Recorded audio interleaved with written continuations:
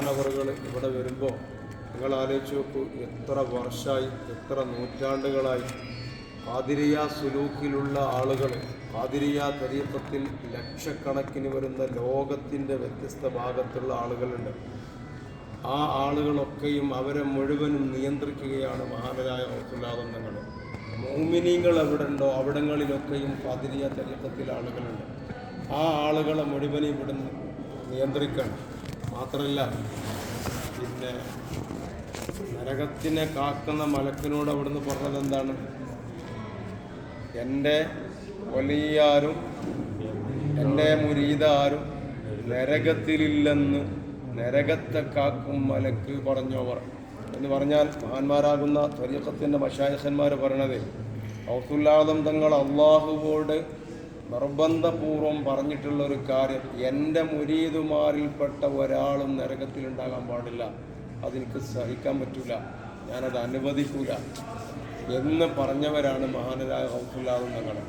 അവിടുന്ന് ഈ ഒരു അവസ്ഥയിലേക്ക് എത്തിയത്, അവിടുത്തെ ഇപ്പോൾ ഈ പള്ളിയുടെ മറ്റ് അപ്പുറത്ത് കാണുന്ന ആ ഗ്രൗണ്ട് എല്ലാ ദിവസവും അവിടെ വഴുത് കിടക്കണം, നസീഹത്തുകൾ നടക്കും.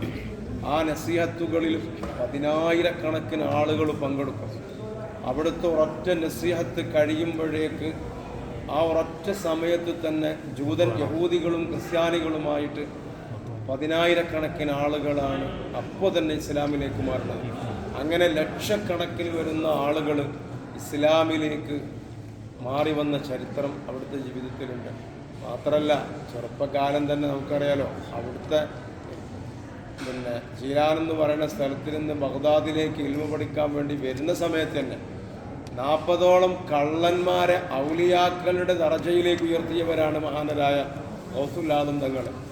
ഒരൊറ്റ എന്നാണ് നമ്മൾ ആ മുദിമാലെ പറഞ്ഞില്ലേ, പിന്നെ ഇതാണ് ഇഷാസ്കരിച്ച ഉദോട് സുബഹിസ്കരിച്ച നിലവേറും ഇഷാത്തുള്ളൂതൊരു പൊതുവാല് 40 ഇറ്റാണ്ടോളം സുബഹി തുള്ളൂതോവർ. എന്താ പാക്ക അവസ്ഥകളെന്ന് ആലോചിച്ച് നോക്കി.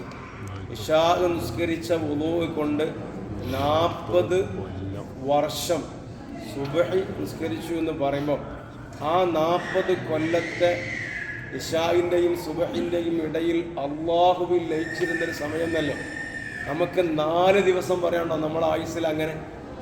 അപ്പം എങ്ങനെയാണ് അവിടുന്ന് ഈ ഒരു അവസ്ഥയിലേക്ക് എത്തിപ്പെട്ടത് എന്നുള്ളത് അവിടുത്തെ കഠിനമായ പ്രയത്നമാണ്.